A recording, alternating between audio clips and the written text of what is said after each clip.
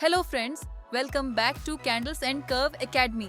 आज हम अपनी स्टॉक मार्केट मास्टर क्लास के तीसरे एपिसोड में एक बहुत इम्पोर्टेंट टॉपिक डिस्कस करने वाले हैं। अब तक हमने समझा कि स्टॉक मार्केट क्या है, कंपनीज शेयर्स कैसे इशू करती हैं और शेयर्स मार्केट में ट्रेड कैसे होते हैं।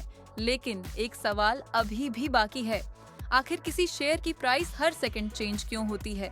कोई शेयर 500 रुपए से 505 रुपए कैसे हो जाता है? कभी 505 रुपए से 498 रुपए कैसे आ जाता है? और ये प्राइस डिसाइड कौन करता है? क्या कंपनी खुद प्राइस डिसाइड करती है या स्टॉक एक्सचेंज डिसाइड करता है या फिर कोई और? आज के एपिसोड के बाद आप इन सब सवालों का जवाब समझ जाएंगे। स्टॉक मार्केट में किसी भी शेयर की प्राइस का सबसे बेसिक प्रिंसिपल है डिमांड और सप्लाई। डिमांड का मतलब है कितने लोग उस शेयर को खरीदना चाहते हैं। सप्लाई का मतलब है कितने लोग उस शेयर को बेचना चाहते हैं। अगर किसी कंपनी के बायर्स ज्यादा हैं और सेलर्स कम हैं, तो नेचुरली इस शेयर की डिमांड बढ़ेगी और प्राइस ऊपर जाने लगेगी। इसी तरह अगर सेलर्स ज्यादा हैं और बायर्स कम हैं, तो सेलिंग प्रेशर क्रिएट होगा और शेयर की प्राइस नीचे आ सकती है। इसी डिमांड और सप्लाई के बैलेंस से मार्केट में हर सेकंड प्राइसेस चेंज होती रहती है। अब आपने ट्रेडिंग एप्स में एक टर्म जरूर देखी होगी, LTP यानी लास्ट ट्रेडेड प्राइस।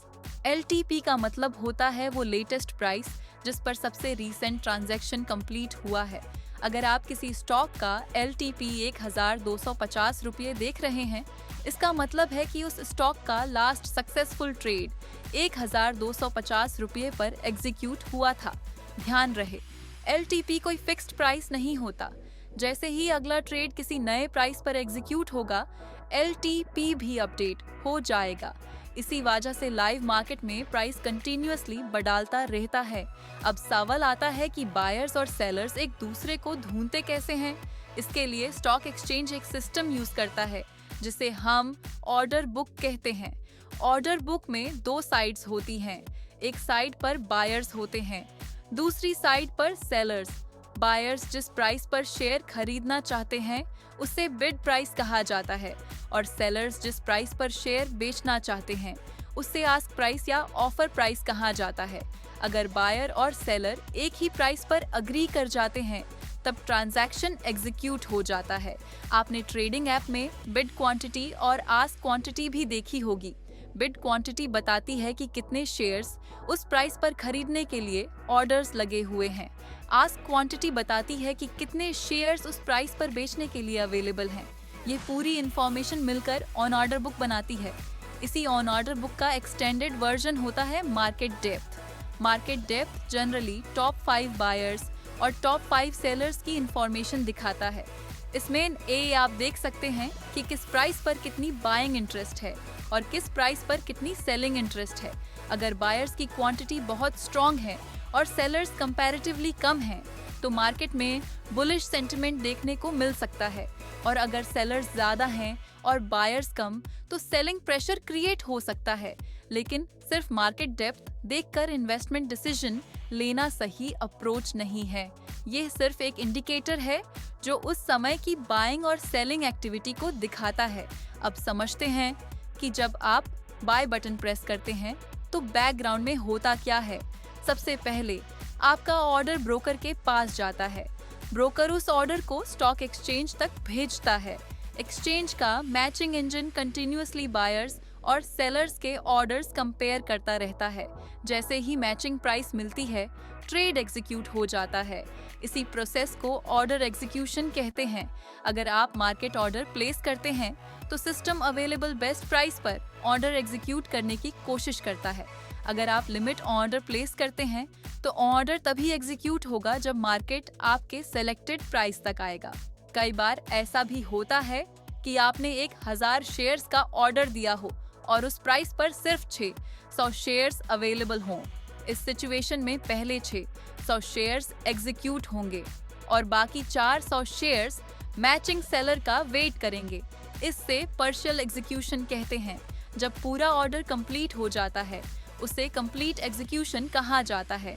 अब बात करते हैं एक और बहुत इंपॉर्टेंट कॉन्सेप्ट की, ट्रेडिंग वॉल्यूम।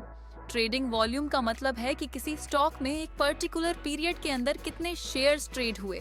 अगर वॉल्यूम हाई है, इसका मतलब यूएस स्टॉक में एक्टिविटी ज्यादा है, और अगर वॉल्यूम लो है तो एक्टिविटी कंपैरेटिवली कम है।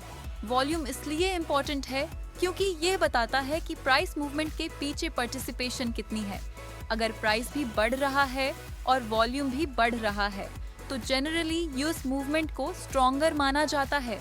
लेकिन अगर प्राइस बढ़ रहा है और वॉल्यूम कंटिन्यूअसली कम हो रहा है तो हमें थोड़ा कॉशियस रहना चाहिए। इसी तरह प्राइस गिर रहा हो और वॉल्यूम बहुत ज्यादा हो तो सेलिंग प्रेशर स्ट्रॉन्ग माना जा सकता है। अब एक और टर्म समझते हैं, डिलीवरी वॉल्यूम। ट्रेडिंग वॉल्यूम और डिलीवरी वॉल्यूम एक जैसे नहीं होते। ट्रेडिंग वॉल्यूम में इंट्राडे और डिलीवरी दोनों ट्रांजैक्शंस इंक्लूड होते हैं, लेकिन डिलीवरी वॉल्यूम सिर्फ उन शेयर्स को काउंट करता है जो एक्चुअल इन्वेस्टर्स के डीमैट अकाउंट में ट्रांसफर हुए हैं। इसी वजह से डिलीवरी परसेंटेज कई एक्सपीरियंस्ड इन्वेस्टर्स के लिए इम्पोर्टेंट इंडिकेटर होता है। अगर किसी स्टॉक में डिलीवरी परसेंटेज कंसिस्टेंटली हाई है तो ये इंडिकेट कर सकता है कि इन्वेस्टर्स उस स्टॉक को सिर्फ इंट्राडे ट्रेडिंग के लिए नहीं बल्कि होल्ड करने के इंटेंशन से खरीद रहे हैं। अब आपने VWAP या एवरेज ट्रेडेड प्राइस का नाम भी सुना होगा। VWAP का फुल फॉर्म है volume weighted average price. Simple language में समझें तो यह एवरेज ट्रेडिंग प्राइस होता है जो वॉल्यूम को भी कंसिडर करता है। कई इंस्टीट्यूशनल इन्वेस्टर्स और प्रोफेशनल ट्रेडर्स VWAP का यूज करते हैं ताकि वो कंपेयर कर सकें कि उनका बाइंग या सेलिंग प्राइस मार्केट के एवरेज प्राइस से बेटर था या नहीं। अब सवाल आता है कि मार्केट को एक्चुअली मूव कौन करता है? क्या सिर्फ रिटेल इन्वेस्टर्स? नहीं, मार्केट में रिटेल इन्वेस्टर्स के साथ mutual funds, insurance companies, domestic institutional investors, foreign institutional investors और दूसरे बड़े इंस्टीट्यूशंस भी पार्टिसिपेट करते हैं। रिटेल इन्वेस्टर्स की क्वांटिटी बहुत ज़्यादा होती है, लेकिन इंस्टीट्यूशंस का इन्वेस्टमेंट साइज बहुत बड़ा होता है। इसी वजह से कई बार FIIs एंड DIIs की बाइंग या सेलिंग मार्केट सेंटीमेंट को सिग्निफिकेंटली इम्पैक्ट करती है। अब मान लीजिए आप अपनी ट्रेडिंग ऐप ओपन करते हैं, एक स्टॉक सिलेक्ट करते हैं, क्वांटिटी एंटर करते हैं, ऑन ऑर्डर टाइप चूज करते हैं, बाय बटन प्रेस करते हैं। अगर मैचिंग सेलर अवेलेबल है तो ऑर्डर एग्जीक्यूट हो जाता है और कंफर्मेशन आपको तुरंत मिल जाती है। डिलीवरी ऑर्डर होने पर सेटलमेंट प्रोसेस कंप्लीट होने के बाद शेयर्स आपके डिमैट अकाउंट में क्रेडिट हो जाते हैं। ये पूरा प्रोसेस कुछ ही सेकंड्स में कंप्लीट हो जाता है, लेकिन इसके पीछे एक्सचेंज, ब्रोकर, मैचिंग इंजन और क्लियरिंग सिस्टम कंटिन्यूअसली काम कर रहे होते हैं। अब बिगिनर्स की कुछ कॉमन मिस्टेक्स भी समझ लेते हैं। सिर्फ प्राइस देखकर स्टॉक खरीद लेना, वॉल्यूम को इग्नोर करना, लिक्विडिटी चेक न करना, गलत ऑर्डर टाइप यूज करना, अपर सर्किट देखकर बिना एनालिसिस के बाय कर लेना या पैनिक में बेच देना। ये मिस्टेक्स नए इन्वेस्टर्स बहुत फ्रीक्वेंटली करते हैं। इसीलिए इन्वेस्टमेंट या ट्रेडिंग से पहले हमेशा ऑर्डर बुक, वॉल्यूम, लिक्विडिटी और एग्जीक्यूशन प्रोसेस को समझना बहुत जरूरी है। आज के एपिसोड में हमने समझा कि शेयर प्राइसेस डिमांड और सप्लाई से डिसाइड होती हैं। ऑर्डर बुक और मार्केट डेप्थ क्या होते हैं, ऑर्डर्स एग्जीक्यूट कैसे होते हैं, वॉल्यूम और डिलीवरी का क्या रोल है और मार्केट में डिफरेंट पार्टिसिपेंट्स किस तरह प्राइस मूवमेंट को इन्फ्लुएंस करते हैं। ये सारे कॉन्सेप्ट्स आगे आने वाले एपिसोड्स की फाउंडेशन हैं और अगले एपिसोड में हम एक और इम्पोर्टेंट टॉपिक शुरू करेंगे, कंपनी फंडामेंटल्स, जहां हम सीखेंगे कि किसी कंपनी को इन्वेस्टमेंट के लिए एनालाइज कैसे किया जाता है, बैलेंस शीट क्या होती है, प्रॉफिट एंड लॉस स्टेटमेंट कैसे पढ़ते हैं और कैश फ्लो स्टेटमेंट से कंपनी की फाइनेंशियल हेल्थ कैसे समझते हैं। अगर आज का एपिसोड इंफॉर्मेटिव लगा हो तो वीडियो को लाइक करें, कैंडल एंड कर्व को सब्सक्राइब करें और बेल आइकन जरूर प्रेस करें। मैं आपसे मिलूंगा अगले एपिसोड में। Thank you for watching candle and curve.